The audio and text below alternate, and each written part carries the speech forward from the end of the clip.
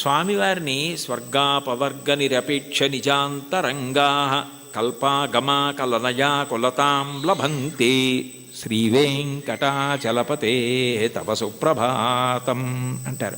స్వర్గాపవర్గ నిరపేక్ష నిజాంతరంగా తద్గోపురాగ్రశిఖరాణి నిరీక్షమాణా.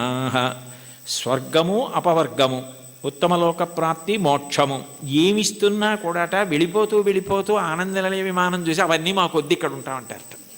అంటే భక్తి యొక్క తాత్పర్యం అలా ఉంటుంది. ఆ మనసు భజించి సేవించడానికి అలవాటు పడిపోయిన వాడు పతనం అయ్యేటట్టుగా చూడగలిగినది లోకంలో ఉంటుందా? వాడికి ఆకాశం అడ్డం కాదు, పాతాళం అడ్డం కాదు. పైకి వెళ్ళేవాడికి పాతాళం అడ్డం ఏమిటి? ఎవరికైనా పైకి ఎడుతుంటే ఆకాశం అడ్డం అవ్వాలి, ఇంకోటి అడ్డం అవ్వాలి. పాతాళం అడ్డం ఎలా అవుతుందండి? కింద పడితే పాతాళం అడ్డం అవుతుంది. బాగా కింద పడిపోదాం అనుకున్నానండి, నాకు పాతాళ లోకం అడ్డొచ్చింది అనాలి. ఈశ్వరుణ్ణి చేరాలనుకున్నవాడు పైకి ఎడతాడు కానీ కిందకి ఎడతాడా? అంటే ఒకవేళ ఓ తప్పు చేసి కిందకి వెళ్ళిపోయినా ఈశ్వరుడు వాడిని ఏం బాధ పెట్టడు. వాడిని మళ్ళీ పైకెత్తే పూచి ఆయనే తీసుకుని పైకెత్తుతాడు. అందుకని పాతాళం అవడం అవదు, కింద పడ్డా కూడా వాడికి అంత కింద పడ్డా అంత పైకి ఎక్కుతాడు. దానికి ఉందా అంటే ఉంది. ఉదాహరణ బలిచక్రవర్తే ఉన్నాడు. అంత ఇంద్రుణ్ణి గెలుద్దామనుకున్నవాడు గెలవలేక గురువుగారిని శుక్రాచార్యుల వారిని పట్టుకుని విశ్వజిత్ యాగం చేసి అగ్నిహోత్రంలోంచి బంగారు రథం, గుర్రాలు, గొప్ప గొడుగు, అక్షయబాణ తూణీరాలు, ధనస్సు అన్నీ పొంది ఇంద్రుణ్ణి ఓడించి అంత గొప్పవాడైతే ఇంద్రుడు బృహస్పతి దగ్గరికి వెళ్ళాడు. ఆయన గురువుగారు శుక్రాచార్యుల వారిని ఆశ్రయించాడు. నేను మా గురువుగారు మీ దగ్గరికి వచ్చాను, నేను ఎలా ఓడించాలి బలిచక్రవర్తిని అని అడిగాడు. నేనా శుక్రుడా వదిలేయి, గురువుల అనుగ్రహం పొందిన వాణ్ణి పాడు చెయ్యగలిగిన వాడు ఉండడు.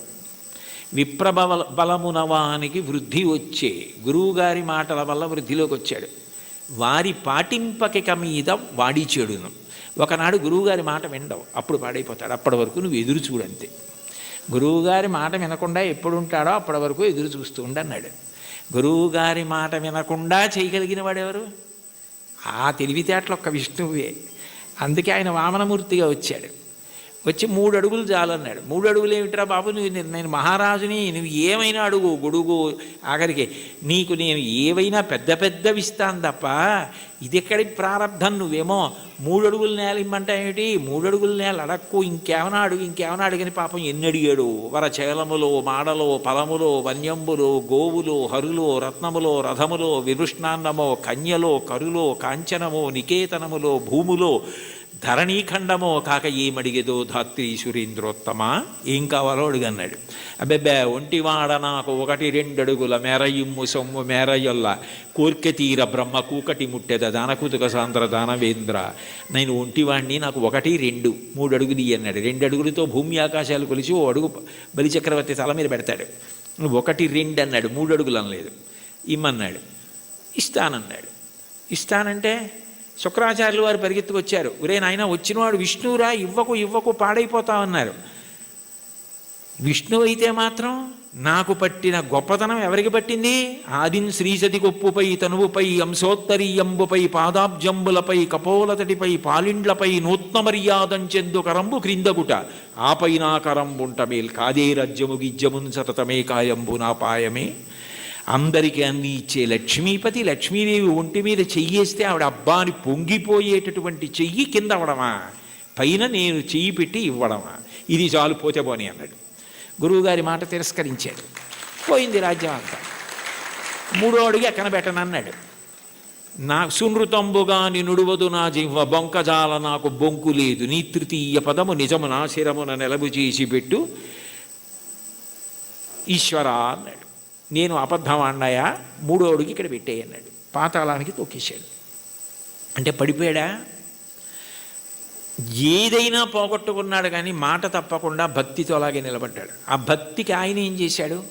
తాత్కాలికంగా నువ్వు అలా ఉంటావు, కానీ సావర్ణిమనువు వేళకు దేవేంద్రుడుండకు నితడు దేవతలకు దుర్భాసితమకు నాచోటికి రావింతును అందుమీద రక్షింతు దయన్. నేను సావర్ణిమనువు వేళకి ఇతన్ని నేను దేవేంద్రుణ్ణి చేస్తాను, అప్పుడెవరు ఇతన్ని ఏం చేయరు. ఇతను పాతాళంలో ఉన్నా నా సుదర్శన చక్రం కాపాడుతుంది, రోగాలుండవు, ఇతన్ని ఎవ్వరూ ధిక్కరించడానికి వీల్లేదు. ఇతను దేవేంద్ర పదవి అయిపోయిన తర్వాత చూడ్డానికి కూడా వీలు కాని వైకుంఠానికి తన్ని పిలిపించి నా యందు ఐక్యం చేసుకుంటానని వరం ఇచ్చాడు. పాతాళానికి పోతే మాత్రం ఏమైనా అడ్డమైందా? మళ్ళీ ఎగిరి ఎంత దూరం వెళ్ళాడు, ఏ స్థాయికి వెళ్ళాడు? భగవంతుని యందు భక్తి నిలబడినది నిజమైతే నిన్ను అడ్డగలిగినది లేదు. అటువంటి వాడికి కైలాసమే కనపడినా బ్రహ్మలోకమే కనపడినా త్రోవలో వెళ్ళిపోతున్నప్పుడు ఒక వ్యక్తి దాహం తీర్చుకోవడానికి ఆగి ఒక్కసారి చలివేంద్రంలో నీళ్లు తాగి వెళ్ళిపోయినట్టు ఆగి చూసి వెళ్ళిపోయే లోకాలే తప్ప అబ్బాయి ఇవి బాగున్నాయని వాడు ఆగిపోడు. అవే బ్రహ్మలోకం. కైలాసాదులు కూడా ఆయనకి త్రోవలోకి వచ్చినా అమరావతి వచ్చినా స్వర్గమే వచ్చినా ఆయన ఆగడం. ఎందుకంటే ఆయన దృష్టి అంతా ఎప్పుడూ భగవంతుని యందు రమిస్తూ ఉంటుంది, ఆయన ఎందే కలుస్తాడు. దానికి కావలసినది సద్గురు బోధ అంటారు. చెప్పకుండా చెప్పడం, అన్యాపదేశోపదేశము అని పైకి చెప్పకుండా చెప్పడం. నేర్చుకోవలసినది ఏమిటంటే ఎప్పుడూ భగవంతుణ్ణి స్మరించగలిగినటువంటి మనసుని నీలో నువ్వే పెంపొందించుకో. ఉద్ధరేణ ఆత్మనాత్మానం ఆత్మానవసాదయేత్ ఆత్మైవరాత్మనా బంధు ఆత్మైవ రిపురాత్మన. నిన్ను నువ్వు ఉద్ధరించుకోవాలి. నీకు ఆకలిస్తే నువ్వు అన్నం తినాలి, నీకు నిద్ర వస్తే నువ్వు నిద్రపోవాలి. నిన్ను నువ్వు ఉద్ధరించుకోవాలి. నీకు నువ్వే మిత్రుడు, నీకు నువ్వే శత్రువు. నీ మనసు లౌకిక విషయముల యందు మాత్రమే అనురక్తమైతే నిన్ను బాగు చేయగలిగిన వాడు ఎవ్వరూ ఉండడు. నీ మనసు భగవంతుని యందు రమించడం అలవాటైతే నిన్ను ఎవ్వరూ ఉద్ధరించక్కర్లేదు. అది నీ అంత నువ్వుగా ఆ భక్తికి ముహూర్తాలు ఉండవు. వచ్చే ఏకాదశి నుంచి భక్తిగా ఉంటానండి అంటే అదేమైనా శంకుస్థాపన గృహప్రవేశమా? భక్తిగా ఉండడం అన్నది మనసులో భగవంతుని యొక్క చింతన చేత వస్తుంది. ఎంతటి మహోపకారి అన్న భావన అది కలిగితే ఆయన ఆరాధన యందు లౌల్యము కలుగుతుంది. ఎప్పుడెప్పుడు ఆరాధిస్తానా, ఎప్పుడు కాళ్ళు కడుగుతానా, ఎప్పుడు అర్ఘ్యం ఇస్తానా, ఎప్పుడు ఆచమనీయం ఇస్తానా అని మనసు కొట్టుకుపోతుంది. అర్చాలౌల్యా సంతతం చంద్రమౌళే పౌనఃపుణ్యం విష్ణునాంనాంచ పాఠ ఏకం చాసౌ బోధతే దేవతానాం అంటారు మహాస్వామి వారి గురించి. అటువంటి స్థితి కలుగుతుంది. కాబట్టి అటువంటి వాడికి ప్రతిబంధకమేది, ఆపగలిగినది ఇది, అది నేర్చుకో అని చెప్పడం అన్యాపదేశం ఉపదేశం. అంత గొప్ప కీర్తన. పరమ భాగవతోత్తములై భగవంతుడిని చేసిన స్తుతి పాఠాలలో కూడా ఇటువంటివి పద్యాలు శ్లోకాలు కనపడుతుంటాయి.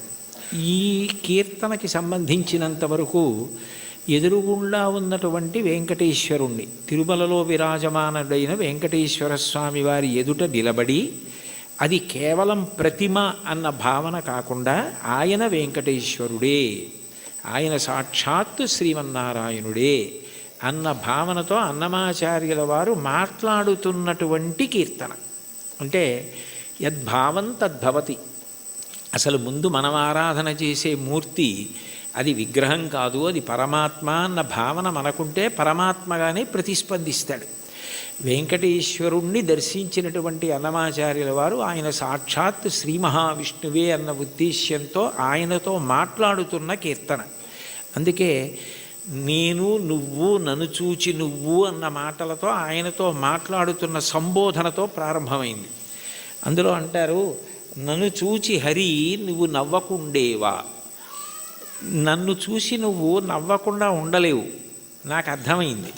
అయితే నవ్వడం అనేటటువంటి మాటలో పరిహాసం చేయడం ఒక ఎత్తు. అంటే నువ్వు చేసేది తప్పు, నువ్వు చేసేది సరైన పని కాదు, అయోగ్యమైనది, అనౌచిత్యమైనది అన్నప్పుడు పరిహాసాస్పదంగా ఆయన నవ్వడం వేరు. వెంకటేశ్వరుడి నవ్వు శుచిస్మిత.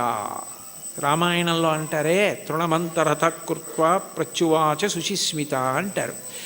ఒక కన్నతల్లి పసిబిడ్డడి యొక్క అమాయకత్వానికి ఎంత శుద్ధమైన నవ్వు నవ్వుతుందో, ఎంత పవిత్రమైన నవ్వు నవ్వుతుందో, భగవంతుని యొక్క నవ్వు అంత పవిత్రంగా ఉంటుంది మనం చేసే అమాయకపు పనులు చూసి. తల్లి ఏదో వేడిగా ఉన్నటువంటి పాయస పాత్ర అక్కడ ఉంటే పిల్లవాడు వెళ్ళి నేను తినేస్తానని పాయస పాత్రలో చెయ్యి పెట్టబోతే, నువ్వు తినలేవురా, అది చాలా వేడిగా ఉంది, నేను చల్లారి పెట్టి పెడతానని చెప్పి ఎంతో ప్రేమగా నవ్వి వాడిని దూరంగా పెట్టి ఉప్పుని ఊది చిన్న చిన్న ముద్దలు వాడి నోట్లో ఎంత ప్రేమతో తినిపిస్తుందో, అంత ప్రేమతో నవ్వుతాట భగవంతుడు. అందుకని భగవంతుని యొక్క నవ్వు శుచిస్మిత, మందహాసం, చిన్న నవ్వు నవ్వుతాడు అని. అందుకని మూకశంకర్లు మందస్మిత శతకం చేశారు. 100 శ్లోకములు ఆయన నవ్వు మీద చేశారు, అమ్మవారి నవ్వు మీద. అటువంటి భగవంతుడు దేనికి నవ్వుతున్నాడు అన్నమాచార్యుల వారిని చూసి అంటే, ఆయన నేను ఈ మార్గం పట్టుకున్నాను కాబట్టి నేను తరిస్తాను అని అనుకుంటున్న వాళ్ళని చూసి నవ్వుతాట. ఎందుకని అంటే, ఏ మార్గం మీరు పట్టుకున్నా అది ఎక్కడ వరకు తీసుకెళ్ళగలదు అంటే భగవంతుడు ఉన్న చోటుకి తీసుకెళ్ళగలదు. భగవద్ దర్శనం చేయించలేదు. మీకు అదేదో నేను గొప్ప కోసం చెప్పట్లేదు, ఉదాహరణ మీకు బాగా పట్టుకోవడానికి చెప్తున్నాను. మీకు నన్ను చూడాలి అని అనిపించింది అనుకోండి, ఆయన ఎక్కడ ఉంటారండి అని అడుగుతారు. ఏదో పలానా చోట ఉంటారండి అని చెప్పారనుకోండి, మీరు అక్కడికి రాగలరు. కానీ తలుపు తీసి మా అబ్బాయి ఇవాళ ఆయన ఎవరిని చూడాలనుకోవట్లేదండి, ఆయన ఏదో చదువుకుంటున్నారు, నేను ఎవరిని చూడనని చెప్పారు అన్నారనుకోండి, మీరు చూడగలరా నన్ను? సాధ్యం కాదు. కానీ ఎవర్రా అని నేను అడిగాను అనుకోండి, వాడు వచ్చి నాకు ఏదో చెప్పాడు అనుకోండి, సరే ఉండు 5 నిమిషాలు చూసి వస్తాను అని నేను వచ్చాను అనుకోండి, నేను మిమ్మల్ని చూడాలని వస్తే మీరు నన్ను చూడగలరు తప్ప మీరు చూడాలని వస్తే నా చేత మీరు చూడబడలేరు, మీరు నన్ను చూడలేరు. మీరు నన్ను చూడడం మీ చేతిలో లేదు, నా చేతిలో ఉంది. ఇంత చిన్న విషయమే అలా ఉంటే భగవద్ దర్శనం, భగవద్ అనుభవం మనం పట్టుకున్న మార్గం వల్ల ఫలితంగా వస్తుంది. అదేనా కర్మ? కర్మ అయితే ఈ కర్మ చేస్తే ఈ ఫలితం వస్తుంది అని చెప్పచ్చు. అబ్బాయి నువ్వు ఈ పొలాన్ని దున్నవయ్యా, విత్తనాలు వెయ్యి, ఇలా నీరు పెట్టు, మొక్కలు వస్తాయి అని చెప్పచ్చు. భగవన్ మార్గంలో నువ్వు ఈ మార్గాన్ని పట్టుకుంటే నీకు తప్పకుండా భగవద్ దర్శనం అయిపోతుంది, మోక్షం పొందగలవు అనుకుంటే అందులో ఎప్పుడూ 2 అంగుళాలు తక్కువ వస్తుంది. నేను చేస్తున్నాను కర్తృత్వం, దాని చేత ఈ ఫలితం వస్తుంది ఒక ఆశ. ఈ 2 మనసులో ఉండి పాటించిన ఏ పద్ధతి కూడా భగవంతుణ్ణి పూర్తిగా చేరనివ్వదు. అదే భాగవతంలో ఉలూకల బంధనం. యశోద ఎంత ప్రయత్నించి కృష్ణుడి బొజ్జ కట్టేద్దామని తజ్జనని లోగిటంగల రజ్జు పరంపరల తేవంగా ఆ బొజ్జ తిరిగి రాదయ్యే జగజ్జాలములున్న బొజ్జ కట్టందరమే. ఎన్ని తాళ్ళొచ్చి ముళ్ళేసి చుట్టూ తిప్పినా 2 అంగుళాలు తక్కువ వస్తూనే ఉంది. ఏమిటి 2 అంగుళాలే తక్కువ వస్తుంది? ఇన్ని తాళ్ళు ముడేసి పొట్ట చుట్టూ తిప్పినా పొట్టకి తక్కువ అవ్వకూడదు కదా, ఎన్ని తాళ్ళు కలిపి ముడేసినా 2 అంగుళాలే తక్కువ అన్న ఆలోచన ఆవిడికి రాలేదు. ఆవిడ మరిచిపోయింది. ఆవిడ ఇందులో నిమగ్నమైపోయిందంటే ఆయన కడదాం అనుకుందంతే. అప్పుడు ఆయన కట్టబడ్డాడు. మీరు జాగ్రత్తగా తెలుసుకోవాలి, ఆవిడ కట్టలేదు. అందుకే వడల చెమటలగయ నొత్తరీయముజార తురుముకున్న విరులు జారిరాల కట్టరాని తనను కట్టెదనని చింత కట్టుకున్న తల్లి కరుణ చూచి. చిక్కడు సిరికౌగిటిలో చిక్కడు సనకాది యోగి చిత్తాబ్జములన్ చిక్కడు శృతిలతి కావలి చిక్కెనతడు లీల తల్లి చేతన్ రోలన్. ఆయన వేదమంత్రాలకి దొరకడు, ఆయన లక్ష్మీదేవి కౌగిటికి దొరకడు, ఆయన సనకసనందనాథుల మనస్సులో ఎందు దొరకడు. కానీ ఆయన దొరికిపోయాడు యశోదకి. ఎందుకు దొరికిపోయాడు అంటే ఆమె ఎందుకు చేస్తోందన్నది ఆమె మరిచిపోయి ఆయన ఆయనని కట్టడం అన్న దాంట్లో 2 అంగుళాలు తక్కువ వచ్చాయన్నది ఆవిడ మరిచిపోయినప్పుడు కట్టబడ్డాడు.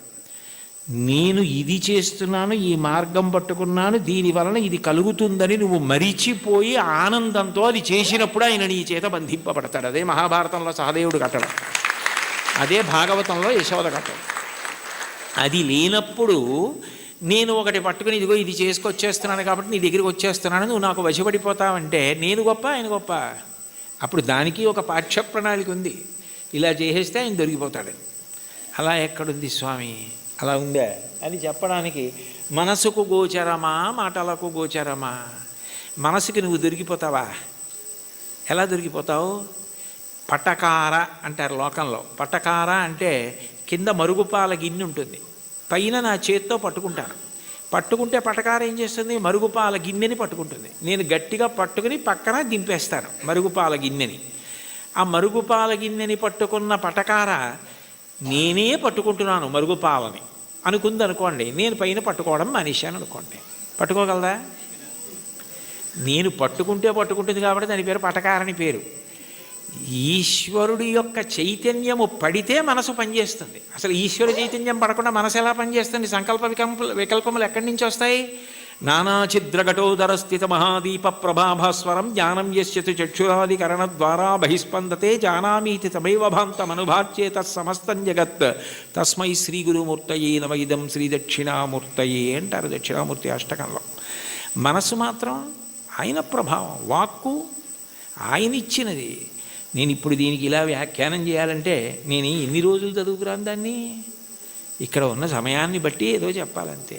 నాకేదో భావన వచ్చిందనుకోండి, ఆ భావన నాలో కదిలినప్పుడు మూలాధార చక్రం దగ్గర నుంచి పైకొచ్చిన గాలి బ్రహ్మరంధ్రం దగ్గరికి వెడితే నువ్వు అట్లా నిర్గమించకూడదు, సమయం రాలేదని వెనక్కి తోసేస్తే నోటిలోకి వచ్చి నిలబడిన వాయువుని నాలుక కదిలి నొక్కితే సొట్టలు పడి గాలి అక్షరములై నా నోట్లోంచి బయటకు వస్తున్నప్పుడు అక్షరములు పదములై, పదములు వాక్యములై నా భావనని పట్టుకుని ఆకాశగతమై వచ్చి మీ చెవులలోంచి లోపలికి వెడితే నా భావాలు మీ భావాలు అవుతున్నాయి. సభాభ్య సభాపతిభ్యశ్చ భో నమో నమో. అది చేస్తున్నవాడెవరు? నేను మాట్లాడుతున్నానంటే అర్థం ఎక్కడుంది దానికి? ఇది నేను వెళ్ళిపోయిన తర్వాత నేనే చెప్పాను వ్యాఖ్యానం అంటే, ఇది అది చెప్పింది, నేను చెప్పింది అది చెప్పింది. ఇది నాకు మైకు, నేను ఆయనకి మైకు. లోపలుండి ఆయన చెప్తే నేను మైకు తప్ప నేను చెప్పడం ఏంటి? అది తెలిసిన వాళ్ళు నేనన్న మాట అనలేదు. పలికెడిది భాగవతమట, పలికించు విభుండు రామభద్రుండట. నే పలికిన భవహరమవునట, పలికెద వీరుండుగాథ పలుకగనేలా. నా స్వాతంత్రం ఎందుకు? ఆయన ఏది పలికిస్తే అది పలుకుతాడు తప్ప నేనన్నది ఏం లేదన్నారు పోతన గారు. ఏంటి అంత భాగవతాన్ని ఆంధ్రీకరించిన మహానుభావుడు.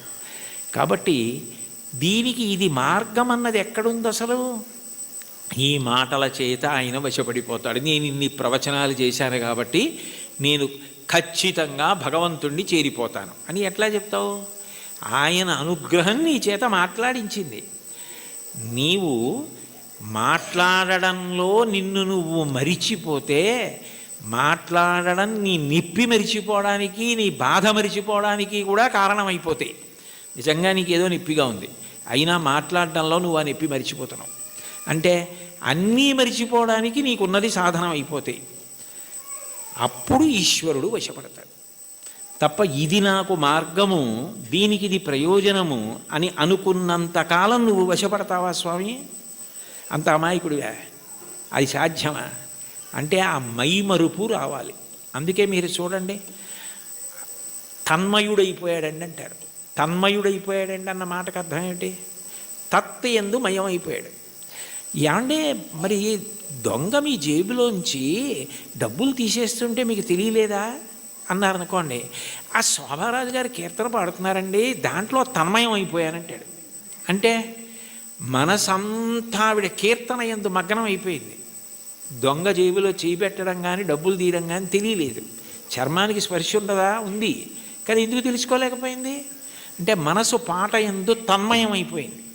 అలా నువ్వు ఏది చేస్తున్నావో దాని ద్వారా నువ్వు తన్మయమైపోతే అప్పుడు ఈశ్వరుడు వశపడతాడు తప్ప ఇది నేను ఇంత బాగా చేస్తున్నానని నువ్వు నీకు పొగుడుకోవడం అలవాటైపోతే, ఇది నేనే చేస్తున్నాను అనుకుంటే నువ్వు బాగా చేసుకుంటున్నావు కదరా, చేసుకో అంటాడు. అది తన్మయానికి కారణమై, అందుకే చిట్ట చివరికి ఏదైనా ఎక్కడికి వెళ్ళాలి అంటే మౌనమునందు పరివసించాలి. చిట్ట చివరికి సంగీతము నాదమునందు, శబ్దం ఎక్కడ పుడుతోందో అక్కడ లయమైపోతుంది. నాదతను మనిషం శంకరం అంటారు త్యాగరాజస్వామి. అందుకే ఆ నాదము శంకర శరీరము, దాని యందు లయం అవ్వాలి.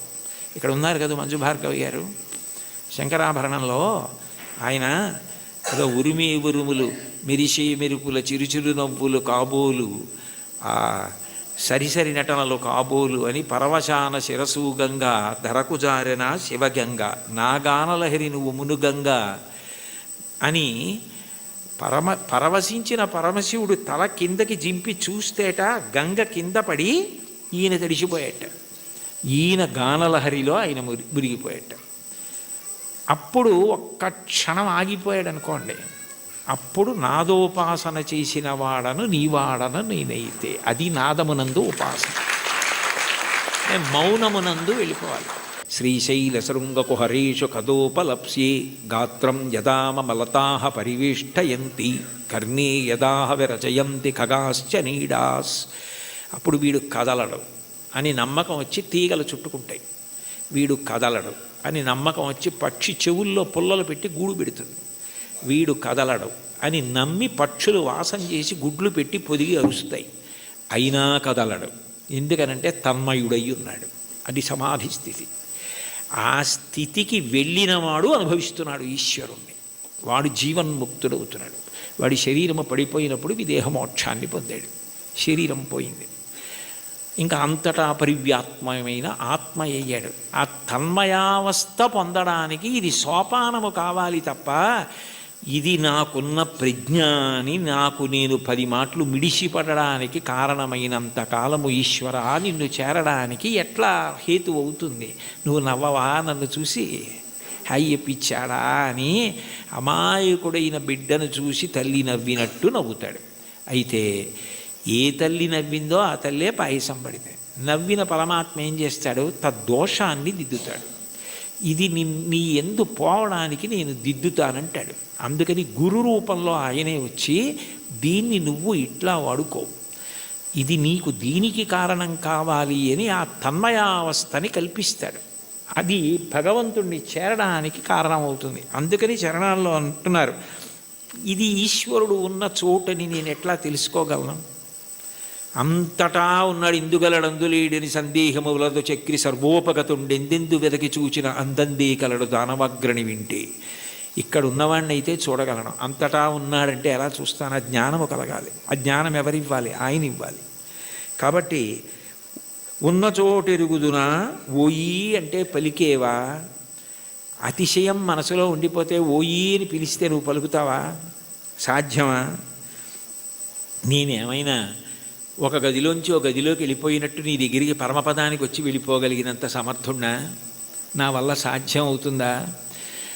ఇంత పారవశ్యం ఉండి ఇంత గొప్పగా విష్ణు సంకీర్తన చేయగలిగినటువంటి మహాజ్ఞాని, భక్తి వైరాగ్యము కలిగినటువంటి వారు తన మీద పెట్టుకుని నన్ను చూసి నువ్వు నవ్వవా అని పాడడంలో ఉన్న గొప్పతనం ఏమిటంటే, వీరిని చూసి నువ్వు నవ్వవా అని రాశారనుకోండి, అతిశయం అవుతుంది.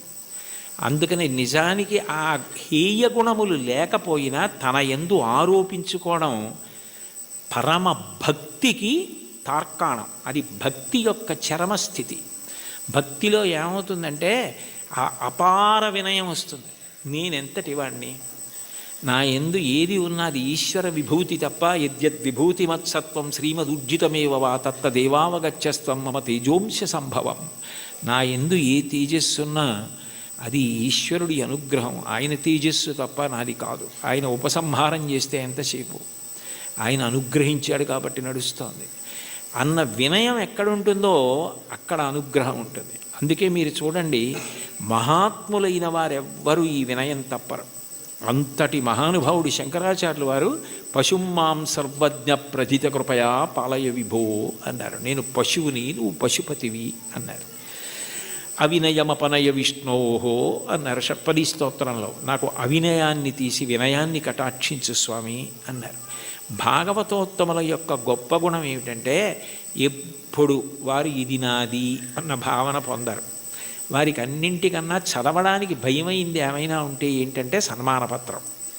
ఎందుకంటే అది చదువుకుంటే నేను ఇంత వాడిని ఏమైనా అభిప్రాయాలు ఏర్పడిపోతాయేమో అని భయపడి కనపడకుండా దాచేది ఏదైనా ఉంటే సన్మానపత్రమే తప్ప, ఇది నా యందు ఉన్న విభూతి నా గొప్ప అని అనుకుంటే దూరం జరగడం అవలా.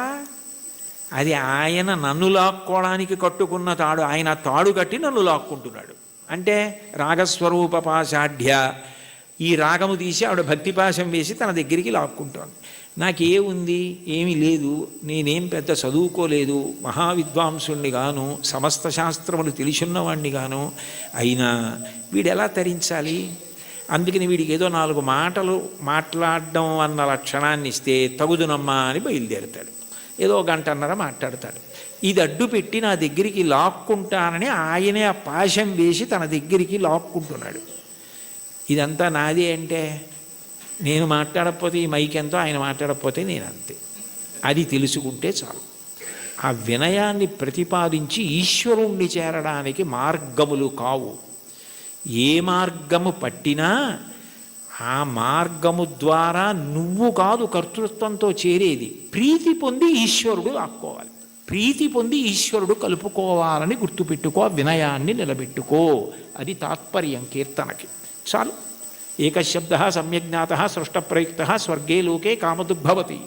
ఒక్క మాట అంటే మనని ఉద్దేశించి తనని తాను ఉద్దేశించుకుని అంటున్నట్టుగా ఇంకింతకన్నా ఏం కావాలి? హరినామ సౌఖ్యామృతము. అన్నిటికన్నా తేలిక మార్గం ఏమిటంటే భగవంతుని యొక్క నామాన్ని పలకడం. నామము ఏం చేస్తుంది అంటే నామిని తీసుకొస్తుంది. ఇప్పుడు నేను ఇక్కడ కూర్చుని అకస్మాత్తుగా మాట్లాడుతూ శోభారాజు గారు అన్నాను అనుకోండి, ఆవిడ నా వంక తిరుగుతారు. ఎందుకని? నామము నామిని ప్రతిస్పందించేటట్టు చేస్తుంది. భగవంతుని నామము ఒకటే ఉండాలి కదా. ఇప్పుడు నాకు కోటేశ్వరరావు అని పేరు అంతే, కానీ నాకు సహస్రనామాలు ఉండవు కదా. మరి ఈశ్వరుడికి ఎందుకు అన్ని నామాలు? అంటే నామములు బాలసారి చేసి పెట్టిన పేర్లు కావు, నామములు గౌణములు. నిర్గుణుడైన భగవంతుడు ఒక్కొక్క గుణాన్ని ఆవిష్కరించినప్పుడు ఒక్కొక్క నామము కింద మారుతుంది. ఉదాహరణకి స్థాణుహు అన్నాను అనుకోండి. స్థాణుహు అంటే సాధారణంగా మనం ఏమంటాం, కదలకుండా ఎవరైనా నించున్నారనుకోండి, నువ్వేమైనా స్థాణువా కదలవే అంటావు. భగవంతుడికి స్థాణువు అని పేరు ఎందుకు వచ్చిందంటే ఇంకా ఆయన అంతటా వ్యాప్తి చెంది ఉన్నాడు, ఇక ఆయన కదలడానికి చోటేది. అందుకని స్థాణుహు. ఒక్కొక్క గుణము వలన ఒక్కొక్క నామం వస్తుంది. మీరు ఏదో ఒక్క నామాన్ని ప్రీతితో పట్టుకున్నారనుకోండి, ఆ నామం పలకడం అలవాటు అయిపోయింది అనుకోండి, కష్టం రానివ్వండి సుఖం రానివ్వండి ఏమవనివ్వండి, ఆ నామం పలకడం అలవాటైతే కలియుగంలో దానికి ఒక సౌలభ్యం ఉంది. కలియుగంలో అన్నిటికన్నా తేలిక ఏమిటంటే భగవన్నామం పలకడం. భగవన్నామం పలకడానికి ఎవరు బాగా అలవాటు పడిపోతారో వాళ్ళు ఆ నామిని దగ్గరికి తెచ్చుకోగలుగుతారు. ఆయనే వాళ్ళకి సమీపానికి వస్తాడు. వచ్చి వాళ్ళు తరించడానికి కారణం ఆయనే చూపిస్తాడు. అందుకే కలవు నామ సంకీర్తన.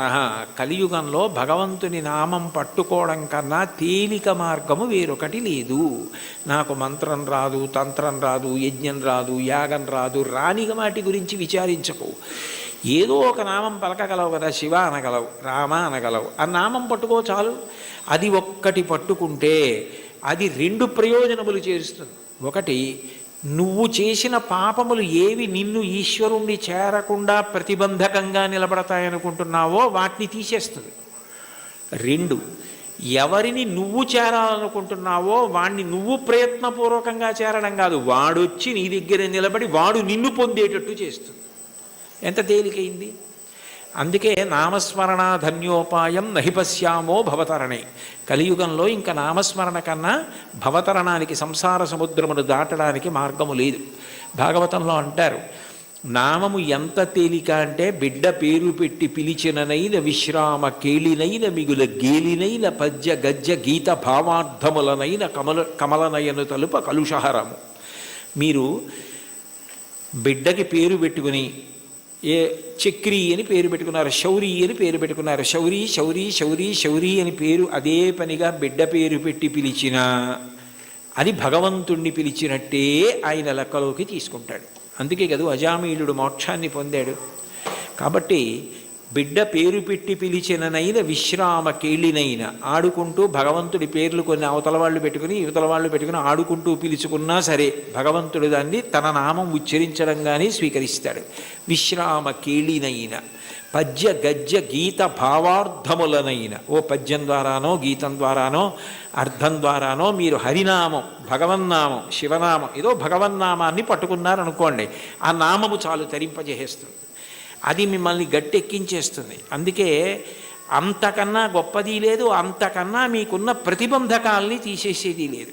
ఏది ఈశ్వరుణ్ణి చేరడానికి అడ్డో దాన్ని ఆ నామం తీస్తుంది. అందుకంటారు పోతన గారు భాగవతంలో, బ్రహ్మహత్యానేక పాపాటవులకగ్నికీలలు హరినామ కీర్తనములు, మధుపాన కిల్బిష మదనాగ సమితికి కేసరుల్ హరినామ కీర్తనములు, తపనీయ శౌర్య తమసంబునకు సూర్యకిరణముల్ హరినామ కీర్తనములు, గురుతల్ప కల్మష క్రూర సర్పములకు గేకులు హరినామ కీర్తనములు, మహిత యోగోగ్ర నిత్య సమాధి విధుల అరలు, బ్రహ్మానిసురులకు అందరాని భూరి నిర్వాణ సామ్రాజ్య భోగ భాగ్య ఖేళనంబులు హరినామ కీర్తనములు. భగవంతుణ్ణి నామాన్ని కీర్తిస్తే బ్రహ్మహత్యాపాతకం, బంగారం దొంగిలించడం, గురువుగారి భార్య పడుకున్న శయ్య మీద పడుకున్న మహాపాతకం, అట్లాగే మధుపానం, మద్యపానం చేసినటువంటి దోషం, ఇన్ని పాపములను హరినామము కాల్చేస్తోంది. కాల్చేసిన కారణము చేత నిత్యశుద్ధుడయ్యాడు. యజ్ఞం చెయ్యాలి, యాగం చేయాలి, పూజ చేయాలి, మంత్రం చేయాలి, జపం చేయాలి, ధ్యానం చేయాలంటే దానికి ఒక ప్రత్యేకమైనటువంటి స్థితి అవసరం. భగవన్నామం పలకడానికి ఏమీ అక్కర్లేదు. కూలిన చోట, కొట్టబడి కుందిన చోట, మహాజ్వరాదులను ప్రీలిన చోట, సర్పముఖ పీడలు పొందిన చోట, ఆర్తులై తూలిన చోట, విష్ణు భవదూరిని పేర్కొని రేని అక్కాలుని యాతనా వితతి పోనరు కానరు దుఃఖభావముల్. కూలినప్పుడు, కింద పడ్డప్పుడు, పాము కనపడినప్పుడు, ఏదో తగిలి పడిపోయినప్పుడు, జ్వరం వచ్చినప్పుడు భగవన్నామం పలకడం అలవాటైనటువంటి వాడు భగవంతుణ్ణే పొందుతాడు. కలియుగంలో భగవన్నామం పలకడం కన్నా తేలికైన మార్గము వేరొకటి లేదు. నీకు హరినామ సంకీర్తనం కన్నా, ఆయన నామం పలకడం కన్నా ముక్తి పొందడానికి కానీ, ఇహమునందు సమస్త సౌఖ్యములను పొందడానికి కానీ వేరొక తేలికైన మార్గం ఉండదు. చూడండి, ఏదైనా ఇచ్చి చాలదా, ఇది సరిపోదా నీకు అంటారు. అంటే ఇంకింతకన్నా ఏం కావాలి? చాలదా? హరినామ సౌఖ్యామృతము. హరినామము అన్న సౌఖ్యామృతం అది. ఆ అమృతం, ఆ నామం పలికిన వాడు ఎవరున్నాడో ఇక వాడు సమస్తమును దాటిపోతాడు. అందుకే బ్రతికియున్నన్నాళ్ళు నీ భజన తప్పను కాని మరణకాలమునందు మరతునేమో, ఆ వేళ యమదూతల ఆగ్రహంబున వచ్చి ప్రాణముల్ పెకలించి పట్టునప్పుడు, కప వాత పైత్యముల్ కప్పగా శ్రమచేత కంపముద్భవమంది కష్టపడుచు, నారాయణాయంచుని నా జిహ్వతో నిన్ను పిలుతునో శ్రమచేత పిలువలేను, నాటికిపుడి నీ నామస్మరణ చేతు, చివునిడవయ్య భూషణ వికాస శ్రీధర్మపుర నివాస దుష్ట సంహార నరసింహ దురిత దూర అంటారు. నామం పలికితే భగవంతుడు అంత ప్రీతి పొందుతాడు. కలియుగంలో నామం చెప్పడం ఇల్లు తుడుచుకోవడం లాంటిది. దుమ్ము పడ్డా పడకపోయినా 2 పూట్ల ఇల్లు ఎలా తుడుచుకుంటారో అట్లా రోజు కాసేపు భగవన్నామం చెప్పడం అలవాటైతే వాడు తరించడానికి అది మార్గం అవుతుంది. అందుకే కంచి కామకోటి పీఠాధిపత్యం వహించిన మహాపురుషులు, అపర శివావతారులు నడిచే దేవుడిని పేర్గాంచిన 68వ పీఠాధిపతులు శ్రీ శ్రీ శ్రీ చంద్రశేఖరేంద్ర సరస్వతి మహాస్వామి వారు పెద్ద పెద్ద సభలలో వేల జనం మేము డబ్బిస్తాం, పళ్ళిస్తాం, బట్టలిస్తామంటే అవేమీ వద్దు, ఈ పేద సన్యాసి మీ నుంచి కోరుకున్నది మీరు ఇవ్వగలిగినది అడుగుతాడు, అందరూ ఇవ్వగలరు, ఇస్తారా అని అడిగేవారు. ఒక రోజులో 2 నిమిషాల సమయం నాకు ఇచ్చేయండి, ఆ సమయం మీది కాదు కాబట్టి ఆ 2 నిమిషాలు భగవన్నామని చెప్పండి చాలదేవారు. అంటే భగవన్నామం అంత గొప్పది. భగవన్నామం క్రమంగా జ్ఞానం వైపుకి తీసుకెడుతుంది. మీరు రోజు నామాలు చెప్పుకోవడం అలవాటైందనుకోండి, లలితా సహస్రం రోజు చదువుతుంటే కొన్నాళ్ళు పోయాక ఎందుకు అమ్మవారి నామాల్లో రాగస్వరూప పాషాఢ్య క్రోధాకార అంకుశోజ్వల మనోరూపేక్షుకోదండ పంచతన్మాత్రసాయక ఏమిటి ఆ నామాలకు అర్థం అని తెలుసుకోవాలనిపిస్తుంది. ఆ నామాలకు అర్థం తెలిస్తే తత్వం తెలుస్తుంది. తత్వం తెలిస్తే పరవశం కలుగుతుంది. పరవశం కలిగితే మీరు మిగిలినది మర్చిపోతారు. అక్కడ ఈశ్వరుని యొక్క అనుగ్రహం. దానికి నేను ఒక ఉదాహరణ చెప్పాలి అంటే, మీకు లలితా సహస్రం అర్థం బాగా తెలిసిందనుకోండి, మీరు చదువుతున్నారు లలితా సహస్రం, నవచంపక పుష్పాభనాసాదండ విరాజిత అనో, లేకపోతే ఏదో అమ్మవారి యొక్క కబరీబంధంలో తిరుగుకునేటటువంటి పువ్వులు ఉంటాయి కదా, ఆ పూల దండ గురించో ఏదో మీకు ఆ నామం వచ్చింది. వచ్చేటప్పటికి చంపకాశోక పున్నాక సౌగంధిక లసత్కచ అని నామం వచ్చింది. మీకు అమ్మవారి నల్లటి కబరీ బంధం, దాని మధ్యలో ఉన్న చూడామణి, తలకి అటు ఇటు పెట్టుకున్న సూర్యచంద్రులు, పాపటలో పెట్టుకున్న కుంకం, ఆవిడ ఇలా పెట్టుకున్నటువంటి ఆ చూడామణితో కూరుకున్నటువంటి ఆభరణ విశేషం, అమ్మవారి కబరీ బంధంలో పెట్టబడినటువంటి సింహాచల సంపంగి పూల దండ, అశోక పుష్పాల దండ, ఇవన్నీ కనపడి ఆ కబరీ బంధం వంక మనసు నిలబడిందనుకోండి, మీకు తెలియకుండా మీరు ఏం చేస్తారంటే తర్వాత నామం చెప్పలేరు. చంపకాశోక పున్నాక సౌగంధిక లసత్కచ, చంపకాశోక పున్నాక సౌగంధిక లసత్కచ, చంపకాశోక పున్నాక సౌగంధిక లసత్కచ అంటుంటారంటే మీ మనసంతా కూడా అమ్మవారి కబరీ బంధమునందు లయమైపోయింది. ఆ కొప్పు ముడిని చూస్తూ అప్పుడు భార్య ఎవరో అటువైపు వచ్చి, ఏమిటి ఈయన ఇవాళ లలితా సహస్రం ఇదే నామం చెప్తున్నారు, మరిచిపోయారా ఏమిటా అని, కురివిందమణిశ్రేణి కనత్కోటి రమండిత అందనుకోండి, పాడు చేసేసావేనా ధ్యానం అంటే అక్కడ మనసు లయమైంది. ఇంకా మిగిలినవి ఏవి గుర్తు రావట్లేదు. అమ్మవారి కబరీబంధ దర్శనం చేస్తున్నాడు. నామాల యొక్క అర్థం తెలిసిందనుకోండి, అదే భగవత్తత్వం. ఆ భగవత్తత్వం తెలిసిందనుకోండి పరవశం. పరవశమే మీ యొక్క ధ్యాన స్థితికి కారణం. అప్పుడు ఏమవుతుందంటే మీకు ఏది చూస్తున్నా నామవైభవము, ఆ ఈశ్వర తత్వం మీ యందు ప్రకాశిస్తూ మీకు గొప్ప ఆనందాన్ని ఇస్తాయి. చాలదా హరినామ సౌఖ్యామృతము. అది మీకు ఏమి ఇవ్వలేదు కనుక మీకు ఏదైనా ఇస్తుంది. ఇది ఒకటి హరినామమింతైన చాలదా చెదరకి జన్మముల చెరలు విడిపింప. ఇన్ని జన్మాలు ఒకట రెండా, నానానేకపయూధముల్ వనములోనన్ పెద్ద కాలంబు సన్మానింపం దశలక్ష కోటి కరణీనాథుండనయ్యుండి మద్దానంభ పరిపుష్ట చందన లతాంత ఛాయలందుండలేక నీరాశ ఇతేల వచ్చిది భయం బిట్లో కది ఈశ్వర అంటాడు గజేంద్రుడు. 10 లక్షల కోట్ల భార్యలు నాకన్నాడు. అంటే నిజంగా అప్పుడే ఎన్ని జన్మలిత్తానో, ఎంతమంది భార్యలో, ఎంతమంది పిల్లలో, పునరపి జననం పునరపి మరణం పునరపి జననీ జఠరే చైనం ఇహ సంసారే బహుదుస్తారే కృపయాపారే పాహిమురారే. ఆ జన్మ పరంపర నుంచి విడిపించడానికి ఒక్క నామం చాలదా? చాలదా హరినామ సంకీర్తనము. మదినొకటి హరినామమింతైన చాలదా 10,000 నరక కోపముల వెడలింప. 10,000 నరక కోపముల యందు పడవలసిన పాపాలు తీసేయడానికి ఒక్క నామ సంకీర్తనం చాలు. ఎంత పెద్ద దూది పర్వతమైనా కాలిపోవడానికి ఒక్క నిప్పు రవ్వ చాలు. ఒక్క నామం చాలు, ఎంత సంచితమైన దగ్ధమైపోతోంది. కలదొకటి హరినామ కనకాద్రి చాలదారి బంగారు కొండ. తొలగుమని దారిద్ర్య దోషంబు చెరచ. లేదన్న బాధ పాపము వలన వస్తే పాపమును తొలగించడానికి ఆ నామం చాలు. తెలివొకటి హరినామ దీపమది చాలదా కలుషంపు కఠిన చీకటి పారద్రోల. కఠినమైన అజ్ఞానమనే చీకటిని పారద్రోలడానికి భగవన్నామమన్న దీపం చాలు. అయితే చివర పెద్ద మూడేశారు. భగవన్నామమునందు అనురక్తి దేనికి కలుగుతుంది అంటే భాగవతులతో కలిసి తిరిగితే వస్తుంది. వాళ్ళు ఎప్పుడూ భగవన్నామం చెప్పుకున్నంత పరవశించిపోతాడే. ఆయనతో ఉంటే ఎప్పుడు ఆ భగవత్ కథలు భగవద్వైభవం అలా తలుచుకు మురిసిపోతూ ఉంటాడని మనకి కూడా అబ్బుతుంది. అందుకని కావలసింది ఏమిటంటే సత్సంగం, సత్పురుషుల సహవాసం. వాళ్ళని మనం గుర్తుపడతాం, కానీ వాళ్ళు మనని గుర్తుపెట్టి పేరు పెట్టి పిలిస్తే అంతకన్నా గొప్పతనం లేదు. అంటే సత్పురుష సహవాసం అంత గొప్ప సుమా. కాబట్టి సొగసి ఈ విభుని దాసుల కరుణ చాలదా. సత్పురుష సహవాసము చేత నామమునందు తాదాత్మ్యత కలుగుతుంది. ఇది నాకు కావాలి. ఆ నామమును పట్టుకోండి చాలు. అంటే చాలా తేలిక మార్గాన్ని ఇందులో ఉపదేశం చేసి, అబ్బాయి చాలా చిన్నది ఇచ్చాను అనుకుంటున్నావా, ఇది చాలదా, ఇంకింతకన్నా ఏమిటో, ఇంకింతకన్నా ఏం లేదు. ఎంత బాగా మాట్లాడారో, ఎంత అనునయంగా మాట్లాడారో, చాలదా.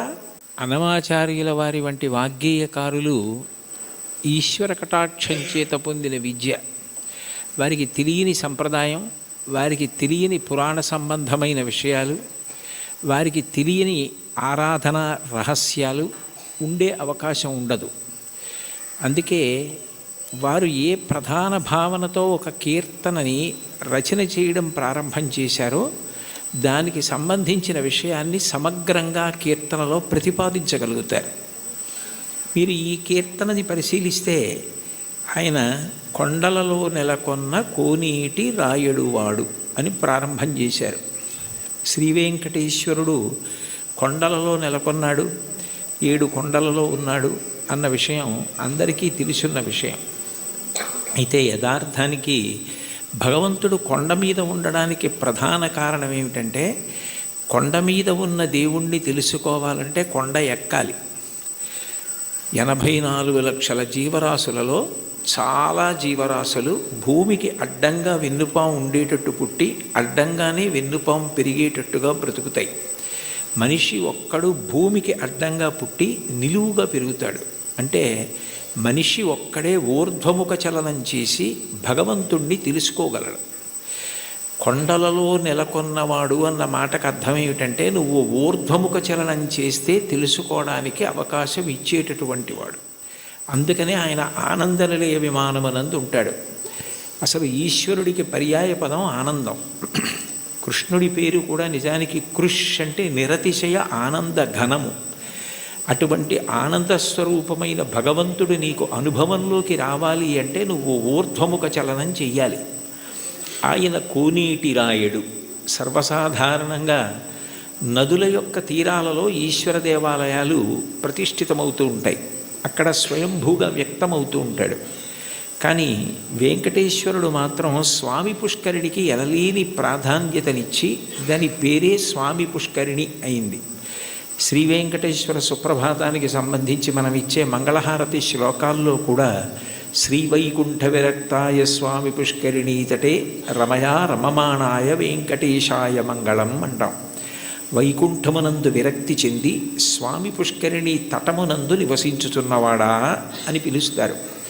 దీనికి సంబంధించి బ్రహ్మపురాణంలో ఒక విశేషం కనపడుతుంది. సరస్వతీ నది ఒకప్పుడు గంగానది కన్నా తాను గొప్పది కావాలి అని భగవంతుడిని ఉద్దేశించి తపస్సు చేసింది. మనకి శాస్త్రములను పరిశీలిస్తే దేనికైనా పరిష్కారం ఏది సాధించాలన్నా దానికి సాధనము తపస్సు. అసలు ఈ సృష్టి ప్రారంభంలో భగవంతుడు వాడిన మొట్టమొదటి మాట తపస్సు అంత గొప్పది. అందుకని గంగానది కన్నా తాను గొప్పది కావాలని సరస్వతీ నది తపస్సు చేయడం మొదలుపెట్టింది. పులస్త్య బ్రహ్మ అక్కడికి వచ్చారు. పులస్త్య బ్రహ్మ వచ్చినప్పుడు సరస్వతీ నదికి అధిష్టాన దేవత ఉంటుంది. ఆవిడికే కాదు, ప్రతి నదికి అధిష్టాన దేవత ఉంటుంది. ఆ అధిష్టాన దేవత అనుగ్రహించినప్పుడు ఒక రూపంతో ప్రత్యక్షమై కనపడుతుంది. అందుకే భాగవతంలో పరీక్షిత్ ప్రాయోపవేశం చేసినప్పుడు అమ్మా అని పిలిచిన నరు పొమ్మ అని ముక్తికడకు బుత్తువట, కృపన్ లెమ్మా నీ రూపముతో రమ్మా నాకెదురంగ గంగ రమ్యతరంగా అంటాడు. కాశీఖండంలో శ్రీనాథుడు కూడా గంగ అధిష్టాన దేవత ప్రాణోత్క్రమణమవుతున్న వాళ్ళని వచ్చి ఎలా అనుగ్రహిస్తుందో చెప్తాడు. ప్రత్యక్షమై వచ్చి భాగీరథి గంగ మృదుల హస్తము సాచి మేను నివురు అంటాడు. అటువంటి సరస్వతీ నదికి కూడా అధిష్టాన దేవత ఉంటుంది. ఆవిడ తపమాచరిస్తోంది గంగ కన్నా గొప్పది కావాలి అని. గంగానదికి ఒక ప్రాముఖ్యత ఉంది. ఆవిడ ఒక్కతే త్రిపథగ అంటే 3 లోకముల యందు ప్రవహిస్తుంది. ఆమె స్వర్గలోకంలో ప్రవహిస్తే మందాకిని, భూమి యందు ప్రవహిస్తే భాగీరథి, పాతాళమునందు ప్రవహిస్తే భోగవతి. 3 లోకముల యందు ప్రవహించేది త్రిమూర్తుల యొక్క స్పర్శ కలిగినది గంగానది ఒక్కటే. బ్రహ్మకమండలంలో ఆయన నిత్య వ్యాపారము చేసుకోవడానికి అంటే నిత్యకర్మ చేయడానికి ఉపయుక్తమవుతుంది. ఆదావాది పితామహస్య నియమ వ్యాపార పాత్రీ జలం అంటారు శంకరాచార్యులు వారు గంగాష్టకం చేస్తూ. ఆ తర్వాత బలిచక్రవర్తి వామనమూర్తికి 3 అడుగుల నేల దానం చేసినప్పుడు ఆ వామనమూర్తి భూమిని కొలిచి ఆకాశాన్నంతటినీ కొలిచేస్తూ పెరిగిపోయాడు. ఇంతంతైవటుడింతయై మరియు తానింతై అభోవీధిపై అంతైతో యదమండలగ్రమణ కల్లంతై ప్రభారాశిపై అంతై చంద్రునకంతయై ధ్రువినిపై అంతై మహర్వాటిపై అంతై సత్యపథోన్నతుండకుచు బ్రహ్మాండాంత సంవర్ధియ్యి అని.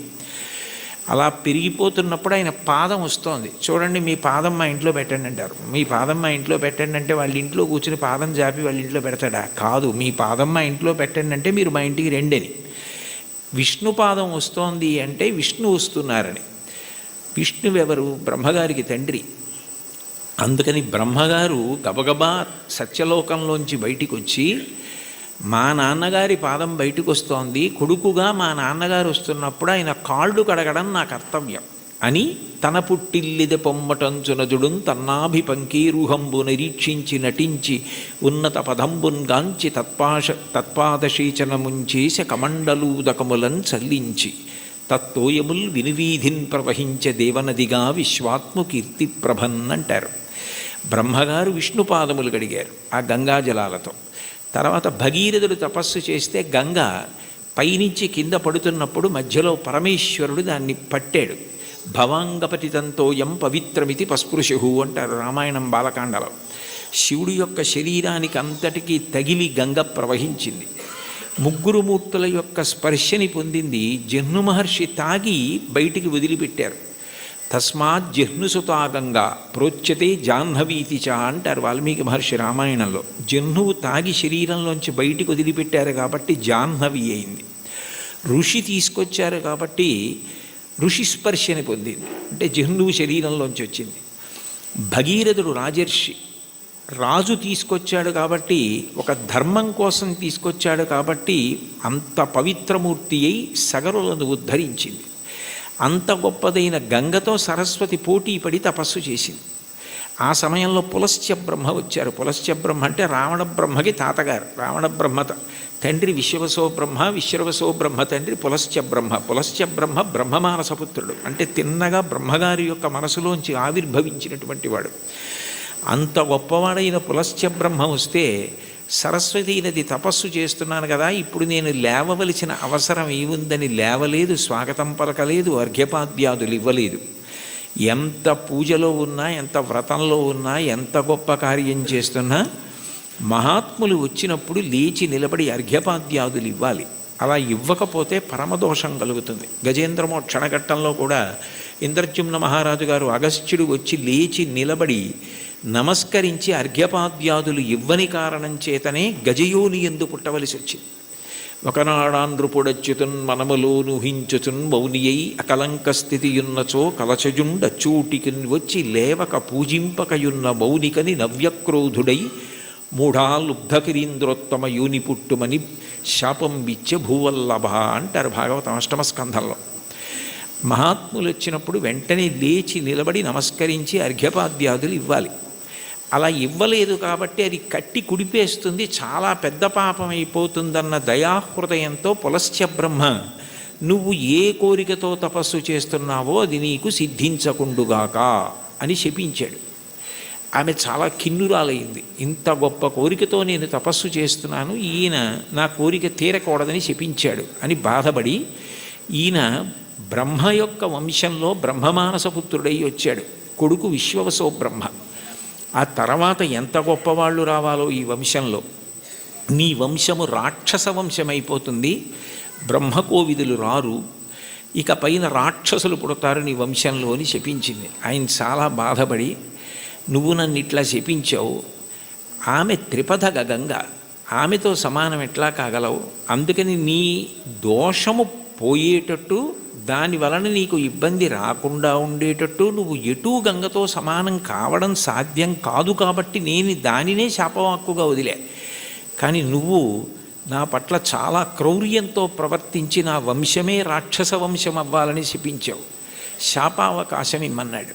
అంటే సరస్వతీ నది అందరూ రాక్షసులైన ఒకడు మహాధర్మాత్ముడు నీ వంశంలో పుడతాడని అందుకే విభీషణుడు పుట్టాడు.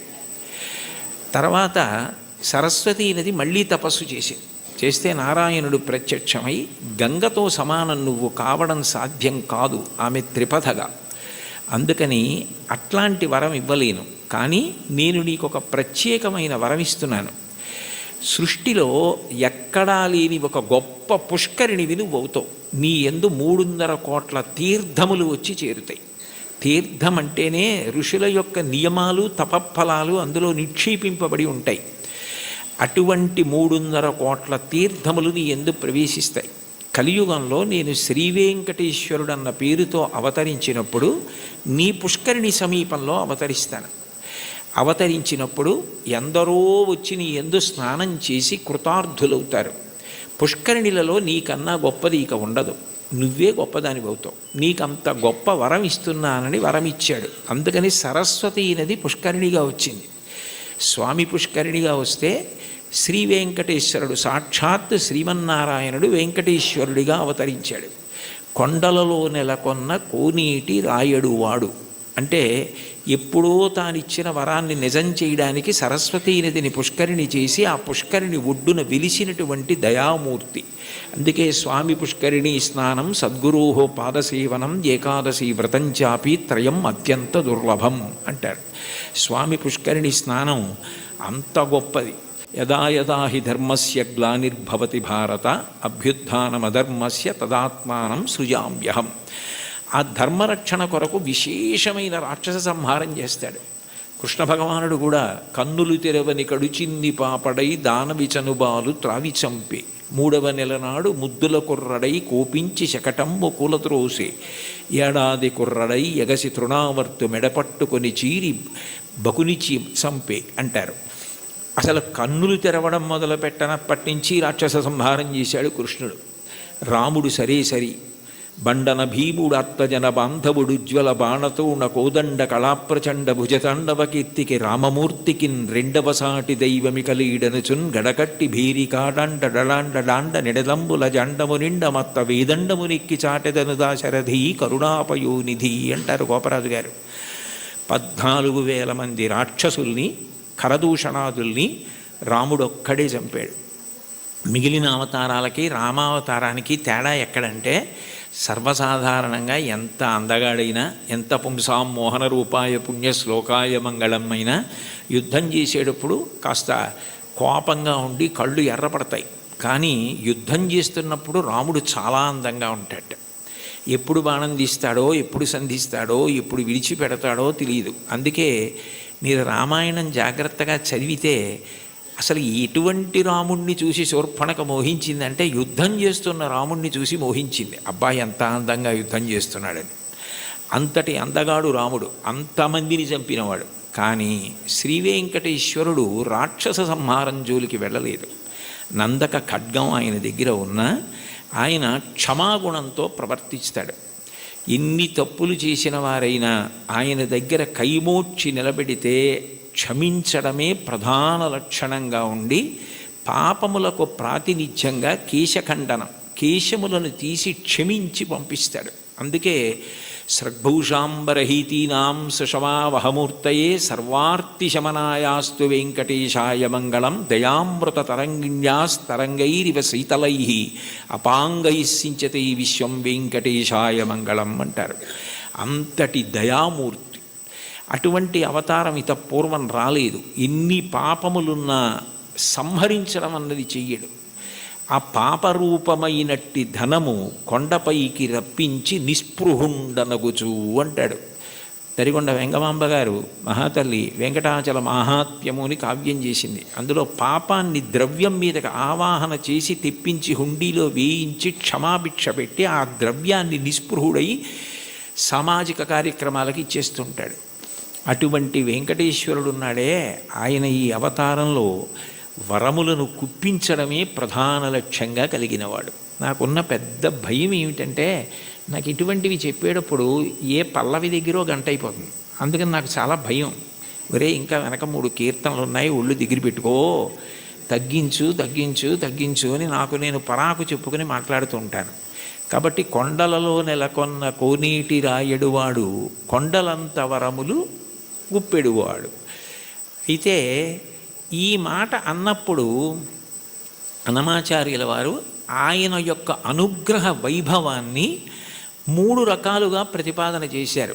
ఆయన భక్తుల్ని అనుగ్రహించడం అన్నది ఏదో తపస్సు చేస్తే నీకేం వరం కావాలి అని అడిగి వాళ్ళకి ఆ వరం ఇవ్వడం కాదు. అసలు అవతల వారు అడగనటువంటి వరాలు అవతల వారి యొక్క భక్తిని బట్టి ఎంత వశపడిపోతాడు అన్నదానికి పరమాద్భుతమైనటువంటి ఉదాహరణలు కొన్ని చెప్పారు. అందులో మొదటి చరణంలో కురువరతి నంబి, అంతే కదమ్మా, కుండలు చేసిన ఎట్టి కొండలు. ఇందులో మొట్టమొదట ఇది అక్కర్ల నాకు ఉదాహరణ చెప్తే చాలు. కుండలు చేసేటటువంటి కుమ్మరిదాసుడైన కురవరతి నంబి.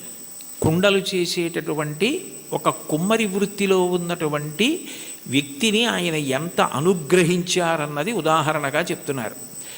తొండమాన్ చక్రవర్తి వెంకటేశ్వరుడికి ఆనందనిలయ విమాన నిర్మాణం చేసిన తర్వాత ప్రతిరోజు బంగారు తులసీ దళాలతో పూజ చేసేవాడు.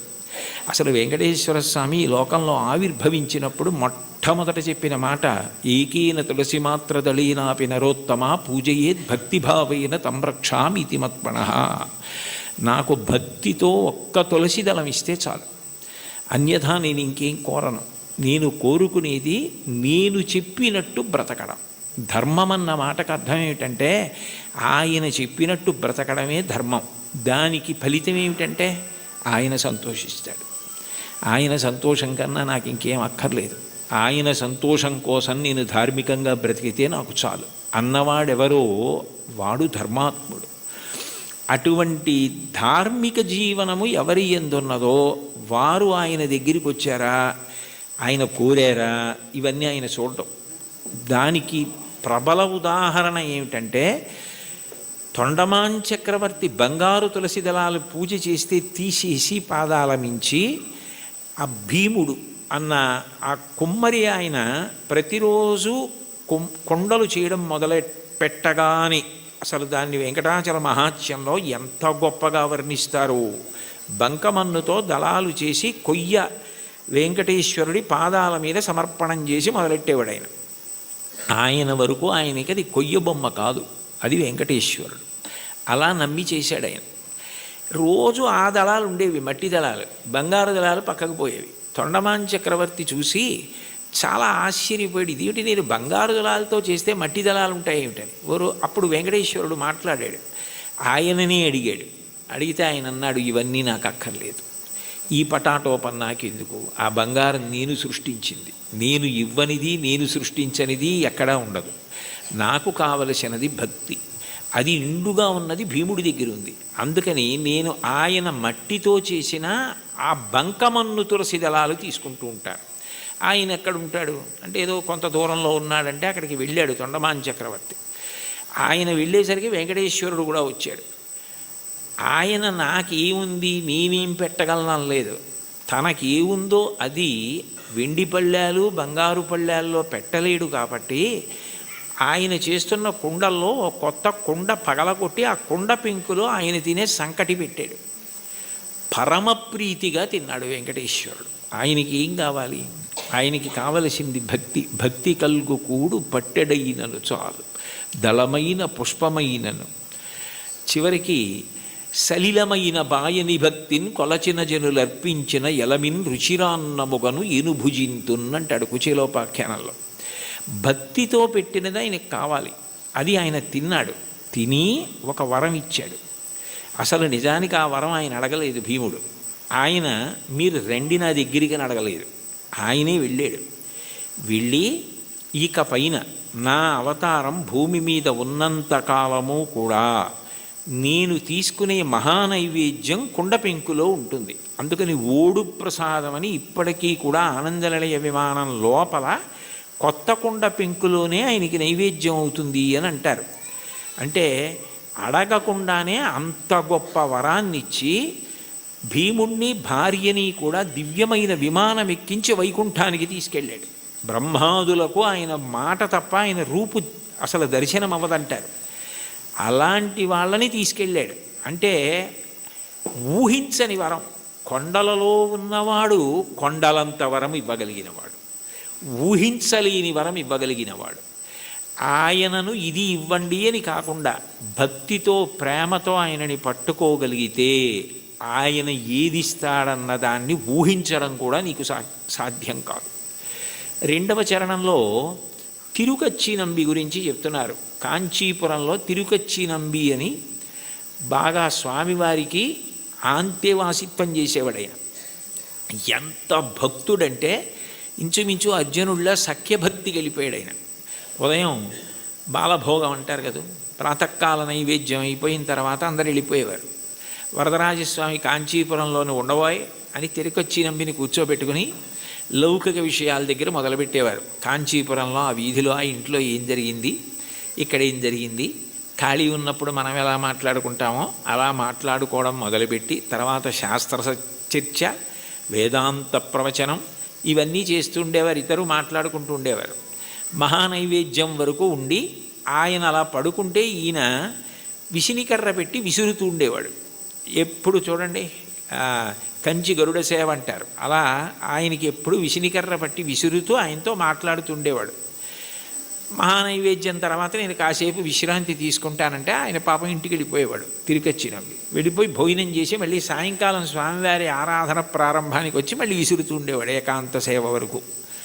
అలా చాలా కాలం గడిచిపోయింది. వీళ్ళిద్దరూ మాట్లాడుకుంటారన్న విషయం కూడా లోకంలో ప్రచారం అయిపోయింది. ఒక రోజున మధ్యాహ్న కాలం ఇంకా దగ్గర పడిపోతుంది, ఇంకా మహానైవేద్యానికి వచ్చేస్తారు. నేను వెళ్ళి మళ్ళీ సాయంకాలం వస్తాను స్వామి అని చెప్పి ఈ తిరుకచ్చి నంబి గుడిలోంచి బయటకు వస్తున్నాడు. బ్రహ్మాండమైన వర్షం. ఎలా వెళ్ళాలి? వెళ్ళడం ఆలస్యం అయితే రావడం ఆలస్యం అవుతుంది. రావడం ఆలస్యం అయితే స్వామివారికి విసినిగర్ర పెట్టి విసరద్దు, ఎట్లా సేవ ఆలస్యం అయిపోతుంది, ఇంత వర్షం పడుతోంది, ఎలా వెళ్ళడం అని ఆలోచిస్తున్నాడు. ఎవరో ఒక వృద్ధ వైష్ణవుడు ఒక ఆయన వచ్చి, స్వామివారు పంపించారు, మీరు గబగబా ఇంటికి వెళ్ళాలట కదా, నేను గొడుగు పడతాను రెండని చెప్పి గొడుగు పట్టాడు. ఆ గొడుగులో తిరుకచ్చి నంబి ఇంటికి వెళ్ళాడు. మీరు భోజనం చేసి రండి, నేను ఇక్కడే ఉంటాను, సాయంకాలం వాన తగ్గకపోతే మళ్ళీ గొడుగులో తీసుకెళ్తానన్నాడు. అని సాయంకాలం మళ్ళీ గొడుగులో ఆయన్ని తీసుకొస్తున్నాడు తిరుకచ్చి నంబిని. కొంచెం ఆలస్యమైంది వర్షం వల్ల. ఈలోగా సాయంకాలం సేవ కోసం అర్చకులు వరదరాజస్వామి గుడి తీసి తలుపులు తీశారు. తలుపులు తీస్తే లోపల స్వామివారు లేరు. వాళ్ళు కంగారు పడిపోయి తిరుకచ్చి నంబితో మాట్లాడుతూ ఉంటాడు కదా, ఏం దోషం జరిగిందో చూద్దాం ఆయనకి తెలుస్తుందని ఆయన కోసం వెతికారు. ఆయన లేరు. ఆయన కొంచెం ఆలస్యంగా వచ్చారు. నీకేమైనా తెలుసా నంబి, స్వామివారు ఏమైపోయారు, కనపట్టలేదు, ఏమైనా అపరాధం జరిగిందా, ఎవరినన్నా భక్తులను అనుగ్రహిస్తున్నారా అని కంగారు పడిపోతున్నారు. అదేమిటి నాకు తెలీదు, ఎక్కడికి వెళ్ళిపోయారని చెప్పి ఆయన స్వతంత్రంగా ఇంట్లోకి వెళ్ళి వస్తువుల్ని వెతికే యజమాని ఎలా ఉంటాడో అలా వెళ్ళి, అదేమిటి స్వామివారు లేకపోవడం ఏమిటని చూస్తే ఆయన అలాగే పడుకుని ఉన్నారు. అయ్యో ఇక్కడే ఉన్నారు వరదరాజస్వామివారు, మీరు వెతుకుతున్నారు ఏమిటన్నారు. వచ్చి చూసేటప్పటికి ఆయన ఒంటి మీద వర్షపు నీటి చుక్కలు ఉన్నాయి. అంటే తాను తడిసి తిరుకచ్చి నంబికి గొడుగు బట్టి తీసుకొచ్చారు. ఆ తిరుకచ్చి నంబి ఇంట్లో భోజనం చేసినంతసేపు వరదరాజస్వామి వారు బయట నించున్నారు. బయట నించుని గొడుగు పట్టుకుని నించుని ఆయన వచ్చిన తర్వాత ఆయన్ని తీసుకుని వచ్చారు. అంటే ఒక భక్తుడి కోసం భగవంతుడు ఎంత కిందకొస్తాడు అవన్నీ అడిగారా తిరుకచ్చి నంబి? అడగలేదు. అడగకపోయినా అంత కిందకొచ్చి తర్వాత భాగవతులతో కలిసి ఎలా ఉండాలో చెప్పి చిట్ట చివరికి మోక్షం ఇచ్చారు. ఆ తిరుకచ్చి నంబిని అనుగ్రహించినటువంటి వరదరాజు వెంకటేశ్వరుడి కన్నా భిన్నుడు కాడు. ఒకటే, అదే అనేక కీర్తనల్లో ప్రతిపాదిస్తారు ఆ రాముడే వెంకటేశ్వరుడు అని. అటువంటి తిరుకచ్చి నంబిని ఊహకందని రీతిలో అనుగ్రహించవే. ఎవరైనా వరం అడిగితే ఏం అడుగుతాడు? ఏదో జ్ఞానం ఇమ్మంటాడు, లేకపోతే భక్తి ఇమ్మంటాడు, డబ్బు ఇమ్మంటాడు, ఏదో వృద్ధిని అడుగుతాడు. వాళ్ళు అసలు ఏమీ అడగలేదు. వాళ్ళ ఊహకి కూడా అందనివి నువ్వు చేసి పెట్టావు. వాళ్ళకి చరిత్రలో వాళ్ళు నిలబడిపోవడానికి కారణం నీ అనుగ్రహమా, వాళ్ళు అడగడమా? అంటే నీ అనుగ్రహం. అంత అనుగ్రహం దేనికి చేశావు? విసినికర్ర పెట్టి విసిరితే చేశాడు అనగలరా మీరు? కాదు. ఆ ప్రేమ, అంత ప్రేమ. ఆ ప్రేమ చివరికి ఏమైపోయిందంటే లౌకిక సంభాషణ నుంచి శాస్త్ర చర్చ వరకు వెళ్ళి తిరుకచ్చి నంబి ఇంటికి గొడుగులో తీసుకెళ్ళి గొడుగట్టు వీధిలో నుంచి మళ్ళీ తీసుకొచ్చి వర్షం తాను మీద పడేటట్టు చేసుకున్న ఇంతగా లొంగిపోయి దిగొచ్చి అనుగ్రహించినటువంటి ఓ స్వామి, నీ దయకి హద్దు ఎక్కడుంది? అంటే వెంకటేశ్వరుడు అనుగ్రహించే తీరు అట్లా ఉంటుంది. మామూలుగా ఏదో కొడుకునిచ్చాడు, కూతుర్నిచ్చాడు, పెళ్లి చేయించాడు, ఉద్యోగం ఇచ్చాడు, ఇవి కాదు. కొండలంత వరములు ఇచ్చేటటువంటి వాడు. అది చెప్పడానికి ఎంతంత గొప్ప ఉదాహరణలు తీసుకున్నారు. అంత దిగొచ్చినటువంటి ఉదాహరణ ఇంకొకటి చెప్పారు. అందులో ఇప్పటికీ కూడా మీరు వెంకటేశ్వర స్వామి వారు ఊరిరిగింపుగా వెళుతూ ఉంటారు ప్రదక్షిణ వీధుల్లో. ఆ వెళ్తున్నప్పుడు ఆ స్వామివారికి ఊంజల్ సేవ జరిగిన ప్రాంతం నుంచి తిన్నగా వెళ్ళిపోయినప్పుడు మలుపు తిరుగుతారు. అది వరాహస్వామి గుడి వైపుకి. ఆ మూల చూస్తే ఎడం పక్కకి వెడితే ఇప్పటికీ కూడా అనంతాళ్వార్ చెరువు అని ఉంటుంది. అనంతాళ్వార్ ట్యాంక్, ఏటీసీ కాటేజెస్ అంటారు. అంటే అనంతాళ్వార్ ట్యాంక్ కాటేజెస్ యథార్థానికి అవి. ఆయన ఒకప్పుడు వెంకటేశ్వర స్వామి వారికి పుష్పకైంకర్యం చెయ్యాలి, తగినన్ని పూలు లేవు కొండ మీదని భార్యతో వచ్చి చెరువు తవ్వుతున్నారు. నీరు ఉంటే కదా మొక్కలు పెంచడం అని. ఆ చెరువు తవ్వుతుంటే భార్య గర్భిణి. ఆమె నెల నెలకి నిండు గర్భిణి అయి పాపం ఈయన తవ్వుతుంటే ఆ మట్టి అట్టుకుని పట్టుకెళ్ళి దూరంగా పోసి మళ్ళీ తట్ట తెస్తుంటే చూడలేక వెంకటేశ్వర స్వామి ఓ 12 ఏళ్ల పిల్లాడి రూపంలో వచ్చి, అమ్మ నేను పట్టుకెడతానులేండి మట్టి తట్ట మీరు నించోండని గబగబా పట్టుకెళ్ళి మట్టి పోసేసి మళ్ళీ ఖాళీ తట్ట అట్టుకొచ్చేస్తున్నారు. ఏమిటి నిండు గర్భిణి, నేను మట్టి తవ్వే లోపల తట్ట పట్టుకెళ్ళి ఎక్కడో మట్టి పోసేసి మళ్ళీ మట్టి తట్ట పట్టుకొచ్చేస్తోంది అని ఆయన ఆశ్చర్యపోయి తలెత్తి భార్యని అడిగారు, ఇంత తొందరగా ఎలా తీసుకెడుతున్నావు అన్నారు. నేను కాదు, ఇదిగో ఈ పిల్లాడు మీరు ఇంతకు ముందు ఒకసారి వచ్చి సేవ చేస్తానంటే వద్దు, మా గురువుగారి మాట నేనే చేసుకోవాలి, మా ఆవిడ చేసుకోవాలన్నారు. కానీ అమ్మ నువ్వు నిండు గర్భిణివి కదా, చేసి పెడతానంటే కాదనలేక చేయమన్నాను, ఆ పిల్లాడు మోస్తున్నాడు మట్టి తట్ట అంది ఆవిడ. అమ్మ ధూర్తుడా, వద్దురా, ఇది మా గురువుగారు చెప్పారు, నేను మా ఆవిడ చేయవలసిన సేవ అంటే ఇప్పుడు మళ్ళీ మా ఆవిడ్ని పట్టుకుని జాగ్రత్తగా నువ్వు మోహేస్తున్నావా మట్టి, నీ పని చెప్తానని చేతిలో ఉన్న గుణపం పట్టుకుని వెంకటేశ్వరుణ్ణి కొట్టడానికి పరిగెత్తారు. ఆయన గుడి చుట్టూ పరిగెత్తారు, ఇప్పుడున్న ప్రదక్షిణ వీధుల్లో. వెనక అనంతాచార్యులు వారు పరిగెత్తారు. ఆయన ఆనందనిలయ విమానంలో దూరిపోతుంటే కోపం వచ్చి పిల్లాడు పారిపోతున్నాడని గుణపం విసిరారు. ఆ గుణపం వెళ్ళి గడ్డానికి కొట్టుకుంది. ఆ గడ్డం బద్దలై నెత్తురు కారింది. ఈయన సరే పిల్లాడు పారిపోయాడు, దొరకపోతాడా అని వెళ్ళిపోయారు. సాయంకాలం సంధ్యావందనం చేసుకుని గుళ్ళోకి వెళ్ళేటప్పటికీ స్వామివారి గడ్డంలోంచి రక్తం కారుతోంది. అందరూ కంగారు పడిపోతున్నారు. అప్పుడు వెంకటేశ్వర స్వామి వారు, నా ప్రియభక్తుడు నాకు పుష్పవాటిక నిర్మించాలని భార్యతో కలిసి చెరువు తవ్వుతుంటే ఉపకారం చేయడానికి వెడితే నా మీద గుణపం విసిరాడు. ఈ గుర్తుగా ఎప్పటికీ నేను ఇక్కడ ఈ మచ్చ ఇలాగే ఉంచుకుని దాని మీద పచ్చకర్పూరం అద్దుకుంటాను అని ఇప్పటికీ వెంకటేశ్వరుడి గడ్డం మీద పచ్చకర్పూరపు మచ్చ. మనం ఇప్పటికీ వెంకటేశ్వర స్వామి వారి దర్శనానికి శంఖనిధి పద్మనిధి నీళ్లు పడుతుంటాయి. అక్కడ కాళ్ళు కడుక్కొని పెద్ద గడప దాటి కుడి చేతి వైపు గోడ మీద చూడగానే ఓ గుణపం వేలాడుతుంటుంది. గడ్డపార అని ఉంటుంది తెలుగులో, అనేక భాషల్లో రాసి ఉంటుంది. ఆ గుణపమే అనంతాచార్యులు వారు విసిరారు. ఆ తర్వాత ఆయనతో ఎన్నో లీలలు చేశారు. ఇప్పుడు అవన్నీ ఎందుకు కాబట్టి ఆఖరికి భక్తుడి చేతిలో దెబ్బతిని రక్తం కారి అంతటి మహానుభావుడు దాన్ని పచ్చకర్పూరం అద్దుకుని, ఏమో చూసిన వాళ్ళందరూ ఆ పచ్చకర్పూరం ఏమిటి, ఆ మత్స ఏమిటి అని అడిగితే పెద్దవాళ్ళందరూ పిల్లలకి ఈ కథ చెప్తుంటే నీ పేరు వినపడితే నేను మురిసిపోతానోయ్ అని చెప్పి కొట్టిన దెబ్బని మచ్చగా ఉంచుకొని పచ్చకర్పూరం పెట్టుకున్నావే, నీ దయకి హద్దుందా? బతిమాలి మట్టి మోసి గుణపం దెబ్బతిని దాన్నేమో ఒక పెద్ద గుర్తుగా ఉంచుకున్నావా? ఎంత ప్రేమైకమూర్తివయా! ఆఖరికి ఇప్పటికీ ఆయన బొగడ చెట్టు రూపంలో ఉంటారంటారు. నేను వెళ్ళినప్పుడు అప్పుడప్పుడు వెడుతూ ఉంటాను. వాళ్ళు పాపం వాళ్ళ వారసులు ఉన్నారు, ఎంతో ప్రేమగా పిలిచి నన్ను మాట్లాడుతూ ఉంటారు. కాబట్టి అనంతాచార్యుల వారిని అంత గొప్పగా అనుగ్రహించినటువంటి వాడివే నువ్వు. నీ దయకి హద్దు ఎక్కడుంది? అడిగితే వరం ఇవ్వడం కాదు, అడగకుండా కొండలంత వరాలు ఇచ్చేసావే. ఇప్పటికీ స్వామివారు ప్రత్యేకంగా అక్కడికి వెడతారు.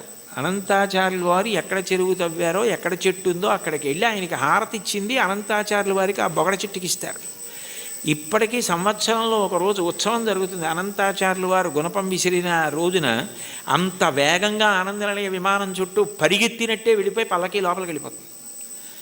అంటే భక్తుడు కొట్టిన రోజుని ఉత్సవంగా చేసుకుని ఇప్పటికీ ఆనందనిలయం చుట్టూ అలా పరిగెడుతున్నావా? ఏమిటయా నీ దయ, అంతుందా దానికి? ఇంతటి దయామూర్తివా, అంతటి వాడివి, నీ గోటి కాంతి చూడడం సాధ్యం కాదు. అక్రూరుడు అంటాడు భాగవతంలో, శూరులు తొల్లియే విభుని శోభిత పాద నక ప్రభావళంచేరి భవాంధకారముల చిక్కక ఉందురు వట్టి దేవునిన్ వైరముతోడనైన పిలువన్నను పంపి శుభంబు చేసే నిష్కారణమైన ప్రేమ ఇది కంసుని పోలు సకుండు కల్గుని అంటాడు. ఆయన కాలి గోటికి ఉన్న కాంతిని చూడడం సాధ్యం కాదు. తపస్సు చేసి యుగాలు చేసిన అటువంటి వాడు కలియుగంలో ఆపాదమస్తకం చూడ్డానికి వీలుగా నకృతం దైవసంఘైశ్చ నకృతం విశ్వకర్మణ స్వేచ్ఛయా క్రీడతే తత్ర ఇచ్ఛారూపం విరాజిత అంటారు వ్యాసుల వారు. తనంత తాను ఒక రూపాన్ని పట్టి అలా నిలబడ్డాడది రాతి విగ్రహం కాదు, సాక్షాత్ శ్రీమన్నారాయణుడు. ఇన్ని వరాలు ఇస్తున్నావా? ఇన్ని పాపాలు చేసిన మాకు దర్శనమిస్తున్నావా? ఇవ్వడం కాకుండా నీ దగ్గరికి వచ్చి ఏం అడిగితే అది ఇస్తున్నావా? ఏమీ అడగకుండా నీ ఎందు ప్రేమ పెంచుకున్నవాడికి నువ్వేమిస్తావో చెప్పడం ఎవరికి సాధ్యమయ్యా? కొండలలో ఉన్నవాడివి కొండలంత వరాలు ఇస్తున్నావు. శ్రీకాంతు భజించు సేవకులకు. భజించు అన్న మాటకు అర్థం మనస్సుతో ఒక సంగమును పొంది ఉండడం. భజించడం అంటే ఆయన్ని పొగుడుతూ ఉండడం, స్మరిస్తూ ఉండడం. ఏది చేస్తున్నా కూడా భగవంతుడే స్మరణలోకి వస్తాడు. ఏది చేస్తున్నా భగవంతుడు స్మరణలోకి వస్తే 2 ప్రయోజనములు సిద్ధిస్తాయి. ఒకటి, మీరు ధర్మమును విడిచిపెట్టలేరు. 2, అధర్మమును ఆచరించలేరు. కారణం, శంకరాచార్యులు వారు సౌందర్యలహరి చేస్తూ ఒక శ్లోకం చెప్తారు. అందులో అంటారు, మనిషి అనేక మాటలు మాట్లాడుతూ ఉంటాడు. ఈ మాట మాట్లాడడానికి అసలు 84 లక్షల జీవరాశులలో మాట్లాడే అదృష్టం పొందడానికి కంఠంలో స్వరపీఠిక మనిషికి పెట్టినవాడెవరు? భగవంతుడు పెట్టాడు. పెట్టినప్పుడు నేను ఏదైనా మాట మాట్లాడే ముందు నాకు భగవంతుడు ఈ స్వరపీఠిక పెట్టి మాట్లాడే అవకాశం ఇచ్చాడు. ఎప్పుడో అప్పుడు ఈ శరీరం పతనం అయిపోతుంది. ఇవాళో రేపో 10 ఏళ్ల తర్వాతో 20 ఏళ్ల తర్వాతో శరీరం పడిపోకుండా ఉండదు. జాతస్య హి ధ్రువో మృత్యువు ధ్రువం జన్మమృతస్య చ. శరీరం పడిపోవాలి. పడిపోయినప్పుడు ఈశ్వరుడు ఒక ప్రశ్న వేస్తాడు. అన్ని ప్రాణులలో నువ్వు ఉత్కృష్ట ప్రాణివయ్యావు. కారణం, 2 ఇచ్చాను. 1 బుద్ధి, 2 మాట. ఈ మాటని నువ్వు ఎంత బాగా ఉపయోగించావు అని అడుగుతాడు.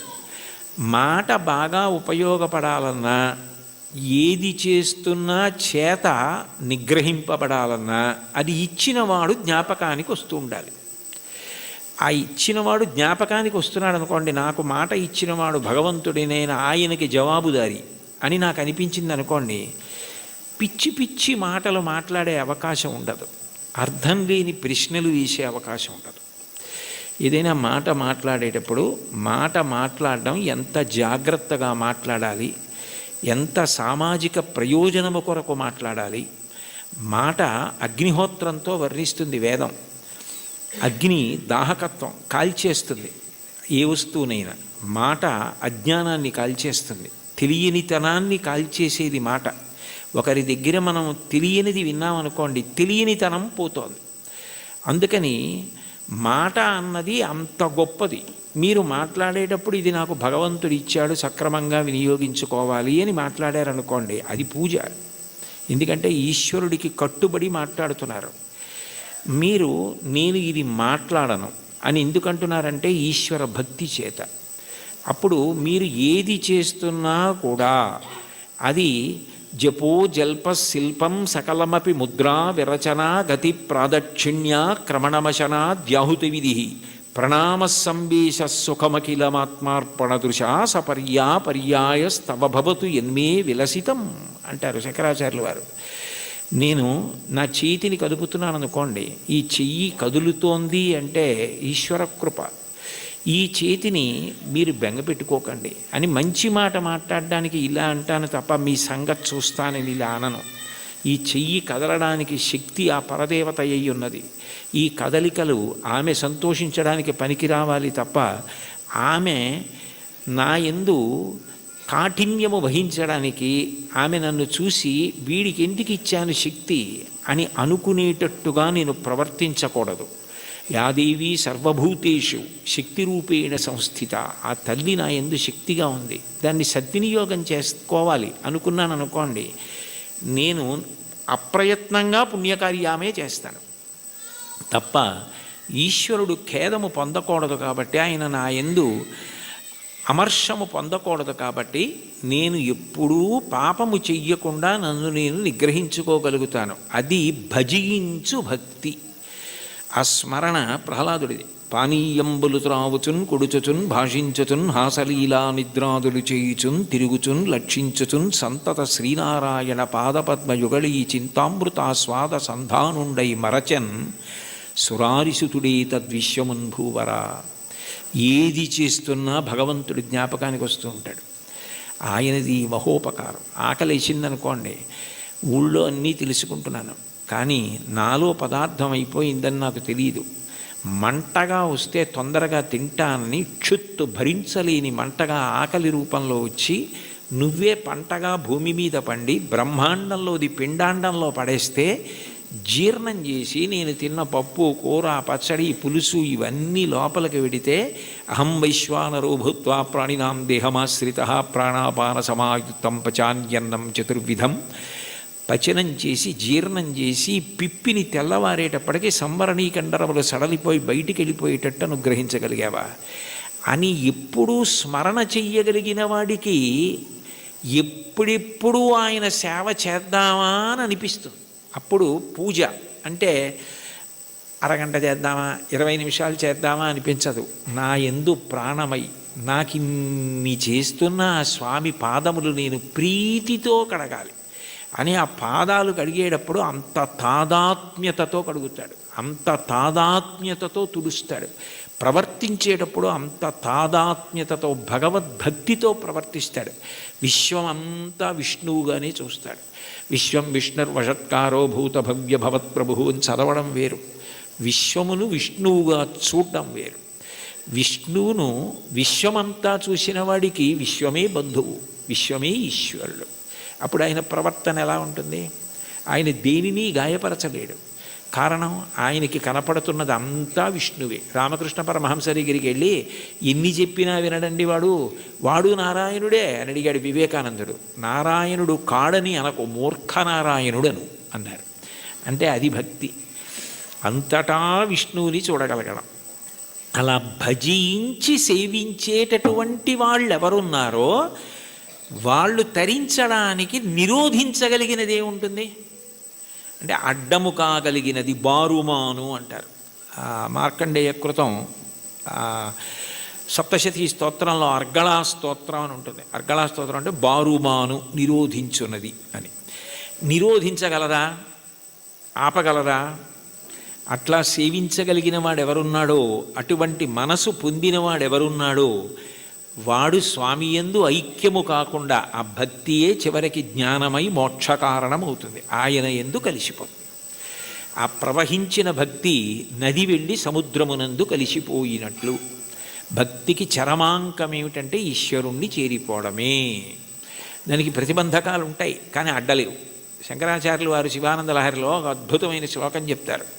అందులో అంటారు, అంకోలం నిజబీజ సంతతి రయస్కాంతోఫలం సూచిక సాధ్వీ నైజ విభుం లతాక్షితిరుహం సింధు సరిద్వల్లభం ప్రాప్నోతీహ యథా తథా పశుపతే పాదారవిందద్వయం చేతో వృత్తిరుపేత్య తిష్టతి సదా సా భక్తిరిత్యుచ్యతే అంటారు. నది సముద్రాన్ని చేరుకోవడానికి బయలుదేరుతుంది. ఎవరు దారి చూపిస్తారు? ఓ నది ఇలా వెళ్ళు సముద్రం వస్తుందని చెప్తారా? చెప్పరు. నది వెళ్ళిపోతూ ఉంటుంది. వెళ్ళిపోతున్నప్పుడు ఏ చంద్రశేఖరేంద్ర సరస్వతి మహాస్వామి వంటి మహాపురుషులో స్నానం చేస్తారు. అంతటి మహానుభావుడు ఇక్కడ స్నానం చేశాడని నది ఆగదు. ఒక ధూర్తుడు మూత్ర విసర్జన చేస్తాడు, అవమానమని బెంగపెట్టుకోదు. ఒక ముళ్ళ కంప వీపు చీరుతుంది, బొడ్డు నుంచి వంగి బాధపడదు. ఒక చోట బొగడపూల చెట్టు పువ్వులు రాలుస్తుంది, పొంగిపోదు. మానవమానములు దాటి సముద్రమును చేరడమే తన పరమ ప్రయోజనంగా తాను వెళ్ళిపోతుంది.